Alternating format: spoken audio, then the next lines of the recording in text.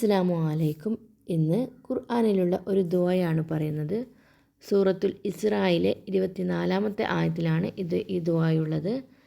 ഇത് സ്വന്തം മാതാപിതാക്കൾക്ക് വേണ്ടിയുള്ള ഒരു ദുആയാണ്. റബ്ബിർ ഹംഹുമ കമാ റബ്ബയാനി സഗീറ.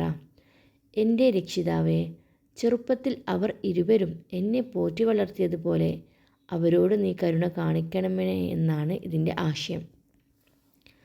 ചെറുപ്പകാലത്ത് ഞങ്ങളുടെ രക്ഷിതാക്കൾ ഞങ്ങളെ എങ്ങനെയാണോ പോറ്റി വളർത്തിയത്, അതുപോലെ ഞങ്ങളുടെ മാതാപിതാക്കളെയും ഞങ്ങൾക്ക് സംരക്ഷിക്കണം. അതിന് അള്ളാഹു കരുണ കാണിക്കണം എന്നതാണ് ഇതിൽ നിന്ന് മനസ്സിലാക്കുന്നത്.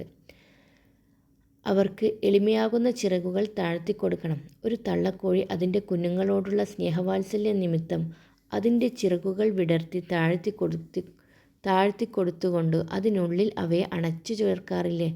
അതുപോലെയാണ് ഞങ്ങളും ഞങ്ങളുടെ മാതാപിതാക്കളെ സംരക്ഷിക്കേണ്ടതെന്നാണ് ഇതിലൂടെ മനസ്സിലാക്കാൻ പറ്റുന്നത്. ചെറുപ്പകാലത്ത് ഞങ്ങളെയൊക്കെ വളർത്തിയുണ്ടാക്കുവാൻ അവർ വളരെയധികം ക്ലേശങ്ങളും ബുദ്ധിമുട്ടുകളും അനുഭവിച്ചിട്ടുണ്ട്. അതിൽ അവരോടുള്ള എൻ്റെ കടപ്പാട് വേണ്ടതുപോലെ നിർവഹിക്കുവാൻ എനിക്ക് സാധ്യവുമല്ല. അതുകൊണ്ട് അതിൻ്റെ പേരിൽ നീ തന്നെ അള്ളാഹുവിനോട് അവർ കരുണ ചൊരിയണമേ എന്നതാണ് പ്രാർത്ഥിക്കുന്നത്. മാതാപിതാക്കൾ ജീവിച്ചിരിക്കുമ്പോൾ മാത്രമല്ല, അവരുടെ മരണശേഷവും മക്കൾക്ക് അവരോട് ധാരാളം കടമകളും കടപ്പാടുകളുമുണ്ട്.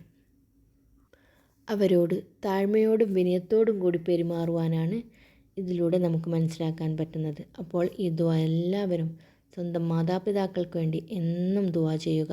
റബ്ബിർ ഹംഹുമ കമാ റബ്ബയാനി സഗീറ. തീർച്ചയായും എല്ലാവരും ഈ ദുആ പതിവാക്കുക. ഇൻഷാ അല്ലാഹ്. അസ്സലാമു അലൈക്കും വറഹ്മത്തുള്ളാഹി വബറകാതുഹു.